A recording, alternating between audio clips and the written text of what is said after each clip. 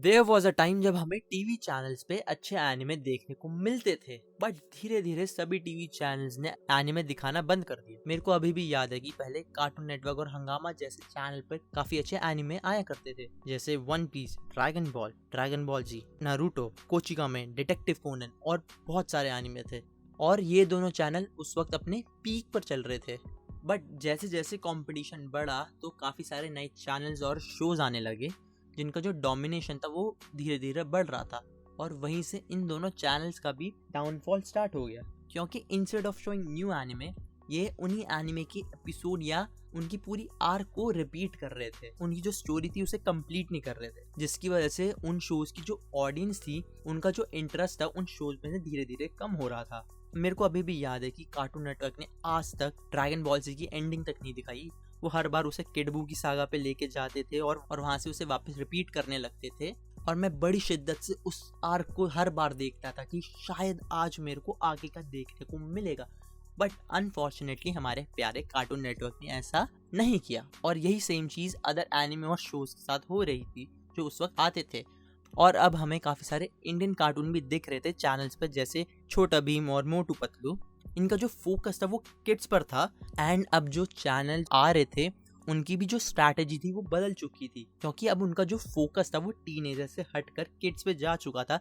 तो इसलिए हमें सिर्फ किड्स ओरिएंटेड शोज ही देखने को मिल रहे थे हर चैनल पे। एंड स्टिल हमें अभी भी वैसे ही शोज देखने को मिल रहे हैं, और जिसकी वजह से कार्टून नेटवर्क और हंगामा जैसे चैनल्स की टीआरपी गिरने लगी। एंड अब इन्होंने भी किड फोकस शो दिखाना स्टार्ट कर दिए थे। एंड स्टिल ऐसे शोज क्यों रेलेवेंट है? तो बात सिंपल है कि इनसे इन टीवी चैनल्स को ज्यादा प्रॉफिट हो रहा है, क्योंकि किड्स अपने फ्री टाइम में कार्टून चैनल्स देखते हैं।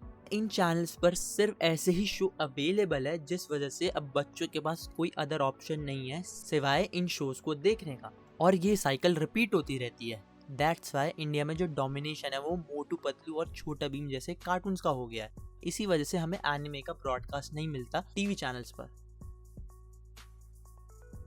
देखो, जो बीत गया सो बीत गया। अब हम अगर प्रेजेंट की बात करें तो क्या इंडिया में जो एनिमे है वो एक मेन स्ट्रीम बन सकता है?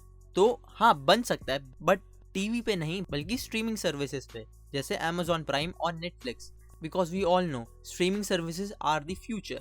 बिकॉज जब से इंटरनेट में एक बूम आया है, उसकी वजह से स्ट्रीमिंग सर्विसेज में भी एक पोटेंशियल ग्रोथ देखने को मिला है।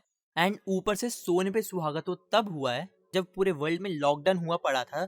तो यहीं पर ही जो इंटरनेट का कंजम्पशन था एटलीस्ट 50% से ज़्यादा बढ़ा, एंड साथ साथ इन स्ट्रीमिंग सर्विसेज की भी जो ग्रोथ हुई वो मोर देन 12% हुई है। एंड अब अगर एनिमे का जो स्कोप है इन स्ट्रीमिंग सर्विसेज पे अगर देखें तो बहुत ही अच्छा है, क्योंकि पिछले कुछ सालों में काफ़ी सारे एनिमे ऐड हुए हैं प्राइम और नेटफ्लिक्स पे। और सच बताऊं तो खासकर नेटफ्लिक्स पे बहुत अच्छे एनिमे तुम्हें मिल जाएंगे। नेटफ्लिक्स अंधा इन्वेस्ट कर रहा है एनिमे में। उसे पता है कि जो एनिमे की इंडस्ट्री है वो बहुत ही बड़ी है, एनिमे का जो क्रेज है वो अलग ही लेवल पर है, एंड इसीलिए नेटफ्लिक्स एनिमे में इतना इन्वेस्ट कर रहा है। तभी हमें नेटफ्लिक्स ओरिजिनल एनिमे भी देखने को मिल रहे हैं। बट स्टिल अभी भी दो प्रॉब्लम है। फर्स्ट कि एटलीस्ट हमें उन सभी एनिमे को लीगल तरीके से देखना चाहिए जो इंडिया में अवेलेबल है, क्योंकि बहुत से एनिमे अभी भी इंडिया के रीजन में नहीं है, बट वो दूसरी कंट्रीज के रीजन में है। और अगर हम चाहते हैं कि इंडिया में और एनिमे ऐड होए और उनकी जो ऑफिशियल मूवीज है वो थिएटर में रिलीज होए, तो हमें ये चीज़ करनी पड़ेगी। जितनी भी स्ट्रीमिंग सर्विसेज हैं, नेटफ्लिक्स और प्राइम, इन्हें एनिमे दिखाने से नंबर्स चाहिए। अगर इनके सब्सक्रिप्शन के नंबर्स नहीं बढ़े तो ये क्यों और एनिमे ऐड करेंगे? अगर इनके सब्सक्रिप्शन प्लान भी देखे तो वो भी काफ़ी ज़्यादा अफोर्डेबल हैं।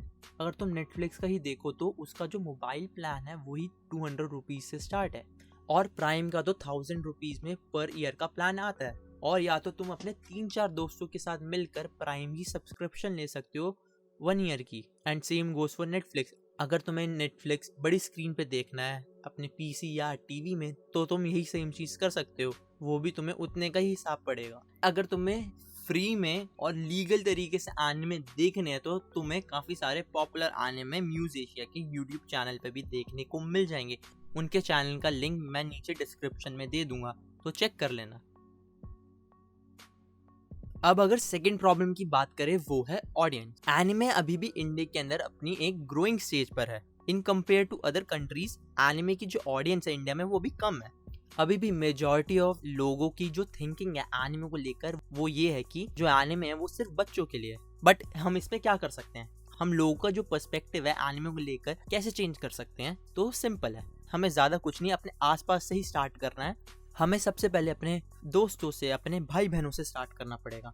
हमें सबसे पहले उनका पर्सपेक्टिव बदलना पड़ेगा एनिमे को लेकर। उन्हें बताना पड़ेगा कि जो एनिमे वो सिर्फ बच्चों के लिए नहीं होता, it's just like the movies. But फर्क इतना है कि इनकी जो स्टोरी दिखाने का मीडियम होता है वो एनिमेशन में होता है।